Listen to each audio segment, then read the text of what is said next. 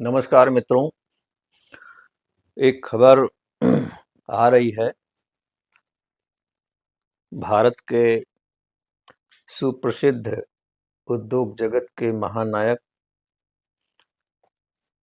विकास पुरुष कहें तो कोई अतिशयोक्ति नहीं होगी, राष्ट्र शिल्पी थे और टाटा समूह को नई ऊंचाइयों पर ले जाने वाले रतन टाटा जी का देहांत हो गया है। उन्होंने भारतीय उद्योग को वैश्विक मंच पर पहुंचाया भी और प्रतिष्ठा भी दिलाई। और अब तो बहुत कई औद्योगिक घराने हैं जो पॉपुलर हैं देश के अंदर, देश के बाहर, विदेशों में भी। लेकिन एक समय था जब केवल और केवल टाटा की बात होती थी। जमशेदजी टाटा से लेकर के रतन टाटा तक, ये पारसी पीढ़ियों ने देश और विदेश की सेवा की और भारत के संदर्भ में किए गए इनके जो योगदान है उसको देश नहीं भुला सकता। इनके नेतृत्व में टाटा समूह ने कई बड़ी नामी गिरामी कंपनियों का भी अधिग्रहण किया था और टाटा समूह केवल व्यवसाय के लिए नहीं जाना जाता है। टाटा समूह समाज कल्याण के क्षेत्र में इनके किए गए योगदान के लिए भी जाना जाता है। चाहे फेलोशिप का मामला हो, कैंसर इंस्टीट्यूट का मामला हो, स्पोर्ट्स में इनके काम करने का मामला हो और एनजीओस के माध्यम से देश के गरीब और उन क्षेत्रों में जहां ट्राइबल्स हैं, जहां शिक्षा का स्तर नहीं है, महिलाओं का पोषण की समस्याएं हैं, बाल विकास का मामला है, बहुत प्रकार की योजनाएं टाटा समूह चलाता रहा है। वर्तमान में टाटा ग्रुप के अध्यक्ष एन चंद्रशेखरन जी हैं, वो भी अच्छा काम कर रहे हैं। और रतन टाटा जी 28 दिसंबर 2012 को टाटा सन्स चेयरमैन के पद से रिटायर्ड हो गए थे। काफी वृद्ध थे, 86 वर्ष हो गया उनको। और अभी उनको पिछले रात को ही एक मुंबई के हॉस्पिटल में उनकी डेथ हो गई, अंतिम सांसें ली। देश के राष्ट्रपति, देश के प्रधानमंत्री समेत कई दिग्गज नेता, पार्टियों के अध्यक्ष और फिल्म जगत के लोग, औद्योगिक जगत के लोग, समाज सेवा से जुड़े हुए लोग, इन सब ने बड़ा शोक जताया है। क्योंकि ये शोक का दिन है। मैं समझता हूँ भारत सरकार को उनके याद में देश का झंडा भी झुका देना चाहिए, क्योंकि ऐसे लोग देश में बहुत कम होते हैं। उन्हें पद्म विभूषण और पद्म भूषण से भी सम्मानित किया गया था। और सच तो यह है कि वो भारत रत्न भी उनके लिए छोटा पड़ जाए, ऐसी शख्सियत थे रतन टाटा। उनका पूरा जीवन लोगों के लिए प्रेरणा का स्रोत रहा है। चाहे उद्योग जगत के लोग हों या सामाजिक जीवन में जीने वाले लोग हों, सब उनसे प्रेरित रहे हैं। उनके विचार से, उनकी सादगी से, उनके रहन सहन से, हर चीज प्रेरणा का एक माध्यम हुआ करता है। वो कहते थे, अक्सर कहते थे कि मैं सही निर्णय लेने में विश्वास नहीं करता, मैं निर्णय लेता हूं और फिर उसे सही बनाने की कोशिश करता हूं। ये बहुत बड़ी बात उन्होंने कहा था। निर्णय सही है या गलत है, जब आप उसे सफल करते हैं तब वो तय हो पाता है कि आपने निर्णय लिया था वो सही था या गलत था। उन्होंने कहा, मैं सही निर्णय लेने के चक्कर में नहीं पड़ता, जो निर्णय लेता हूं उसको सही करने की कोशिश में रहता हूं। उन्होंने ये भी कहा था कि ताकत और धन मेरे लिए कोई मुख्य विषय नहीं है, ये इसमें मुझे कोई हित नहीं दिखाई देता है। हर सेक्टर में रतन टाटा ने टाटा कंपनी की एक नई पहचान दिलाई और सुई से लेकर के, नमक से लेकर के हवाई जहाज तक सब कुछ टाटा ने देश को दिया।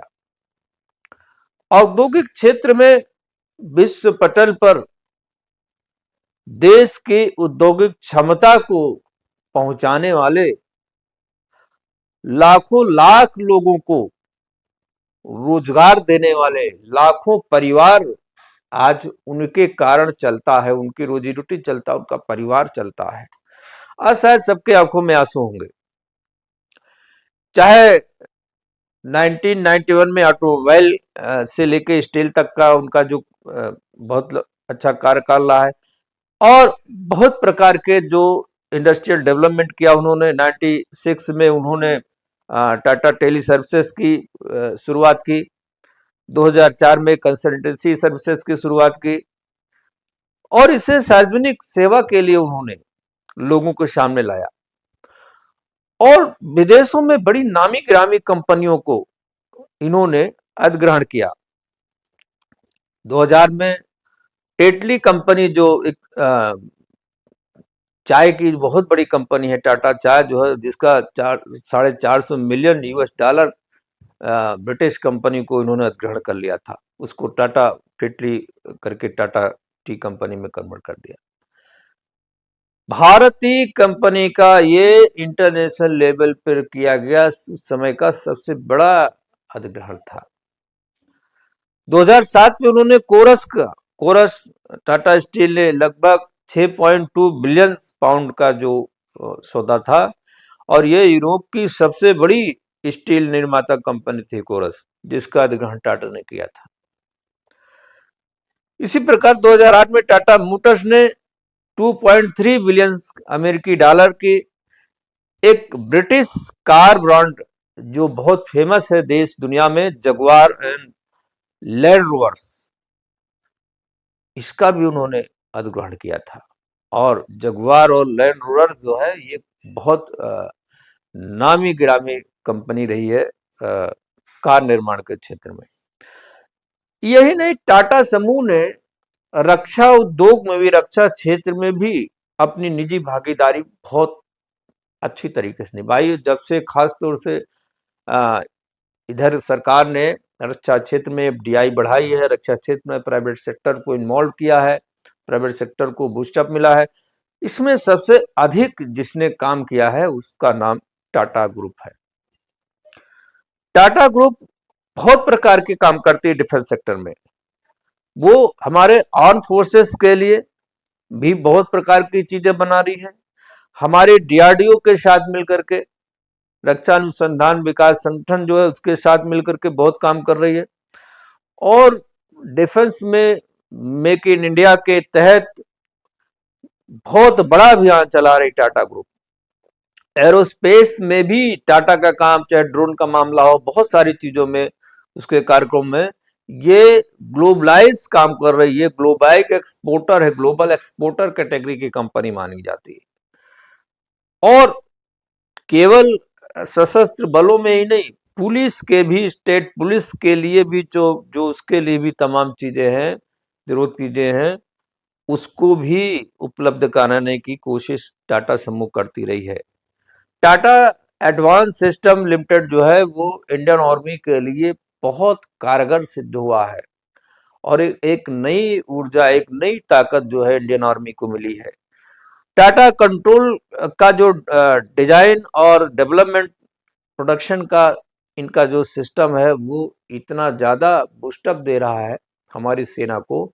मैं समझता हूँ आने वाले दिनों में सेना को इस तरह के और नई नई टेक्नोलॉजी से बने हुए इक्विपमेंट्स टाटा ग्रुप द्वारा प्रोवाइड कराते जा रहे थे, हमारी सेना की ताकत इससे बढ़ेगी। टीएसएल जो है, जो इंडियन एयरफोर्स के लिए काम करता है, और चाहे आकाश सैम लॉन्चर्स की बात हो, कमांड पोस्ट की बात हो, अन्य प्रकार के जो हमारे व्हीकल्स दे रही, टाटा प्रोडक्ट करके दे रही है, जो आर्मर्ड व्हीकल्स दे रही है खास तौर से, और टैंक और बहुत प्रकार के जो हमारे वार इक्विपमेंट्स हैं उनके डेवलपमेंट में जो मदद कर रही है। और टीएसएल के माध्यम से इंडियन आर्मी को जो Pinaka multi barrels rocket launcher और ये सब चीजें मिल पा रही है, उसकी जो कमांड पोस्ट की बात होती है, इसके लिए भी जो उन्होंने स्पेशली एक वाहन डिजाइन किया, व्हीकल डिजाइन किया है, वो सब एक्चुअली में गजब का एक लगाव है देश के प्रति, सेना के प्रति, और अपनी सेना की जरूरतों को देखते हुए चीजों को तैयार करना, ये टाटा की खासियत रही है। टाटा समूह की जो इनकम है 1991 में, वो 10,000 करोड़ थी। 10,000 करोड़ से 2011-12 में जब ये चेयरमैनशिप से रिटायरमेंट होने जा रहे थे, तो 109 बिलियन डॉलर इनकी जो है, यूएसडी डॉलर्स इनका जो है इनकम हो चुकी थी। इतना ज्यादा इन्होंने ग्रो किया था। ये ग्रो किया था रतन टाटा जी के नेतृत्व में। और रतन टाटा ने लोगों के उनके एक स्टोरी आती है कि जा रहे थे और उन्होंने जाते समय अपनी गाड़ी में बैठे बैठे देखा कि कुछ लोग भीग रहे थे पानी में, और सामान्य परिवार के थे। उनको लगा कि क्या इनके लिए कुछ हो सकता है, और उन्होंने, उनके दिमाग में बात थी कि इनके लिए क्या कर सकते हैं। उनके दिमाग की उपज फिर नैनो कार निकल के आई, लकटकिया जिसे कहते हैं। 1 लाख में मोटरसाइकिल आती, 1 लाख उन्होंने कार दे दी। ये बिजनेस नहीं था, ये सेंस ऑफ ह्यूमैनिटी थी। ये टाटा का एक भावना था अपने देश के लोगों के प्रति, उन लोगों के प्रति जिनकी इच्छा बहुत होती है कि हमारे पास भी कार हो, लेकिन वो ले नहीं सकते। उनके लिए स्पेशल ब्रांड उन्होंने नैनो बनाया। ये टाटा का व्यक्तित्व है। रतन टाटा के कुछ अनमोल विचार हैं जिसको सुनना चाहिए, समझना चाहिए, और अपने जीवन में उसका बड़ा मैं समझता हूं आगे बढ़ने के लिए प्रेरक विचार हो सकते हैं। वो कहते थे, उन्होंने कहा था कि हम लोग इंसान हैं, कोई कंप्यूटर नहीं है, इसलिए जीवन का पूरा मजा लेना चाहिए। एक कंप्यूटर होता है जो केवल काम कर सकता है, मजा नहीं ले सकता, लेकिन हम लोग तो कंप्यूटर से आगे हैं। इंसान है, मजा लेना चाहिए, काम भी करना चाहिए। उन्होंने कहा कि हमेशा गंभीर मत रहिए, हल्कापन भी महसूस करिए। और वो कहते थे, हम सभी के पास समान प्रतिभा नहीं है, सब एक जैसे नहीं है, एक जैसे हो भी नहीं सकते। ईश्वर ने सबको एक जैसा नहीं बनाया है, लेकिन सबके पास कुछ न कुछ ऐसा है जो दूसरों के पास नहीं है।